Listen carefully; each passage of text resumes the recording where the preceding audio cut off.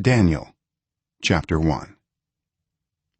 In the 3rd year of the reign of Jehoiakim king of Judah, Nebuchadnezzar king of Babylon came to Jerusalem and besieged it. And the Lord delivered Jehoiakim king of Judah into his hand, along with some of the articles from the temple of God.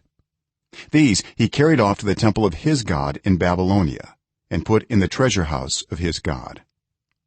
Then the king ordered Ashpenaz, chief of his court officials, to bring into the king's service some of the Israelites from the royal family and the nobility, young men without any physical defect, handsome, showing aptitude for every kind of learning, well informed, quick to understand, and qualified to serve in the king's palace.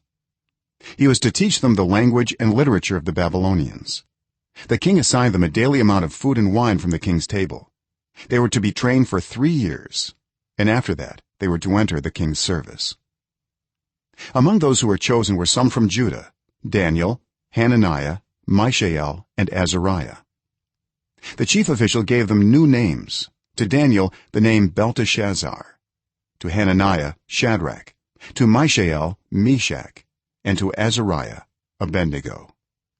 But Daniel resolved not to defile himself with the royal food and wine, and he asked the chief official for permission not to defile himself this way. Now God had caused the official to show favor and compassion to Daniel. But the official told Daniel, "I am afraid of my lord the king, who has assigned your food and drink. Why should he see you looking worse than the other young men your age? The king would then have my head because of you." Daniel then said to the guard whom the chief official had appointed over Daniel, Hananiah, Mishael, and Azariah, "Please test your servants for 10 days.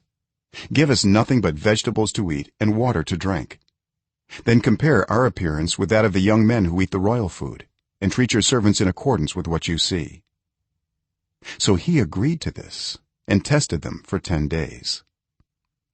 At the end of the 10 days they looked healthier and better nourished than any of the young men who ate the royal food. So the guard took away their choice food and the wine they were to drink, and gave them vegetables instead. To these 4 young men God gave knowledge and understanding of all kinds of literature and learning, and Daniel could understand visions and dreams of all kinds.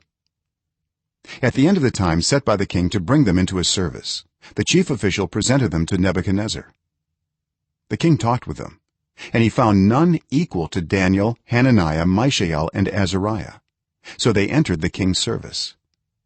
In every matter of wisdom and understanding about which the king questioned them, he found them 10 times better than all the magicians and enchanters in his whole kingdom. And Daniel remained there until the 1st year of King Cyrus.